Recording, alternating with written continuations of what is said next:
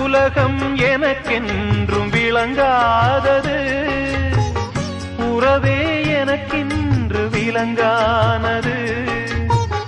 அடடா முந்தானை சிறையானது, இதுவே என் வாழ்வில் முறையானது.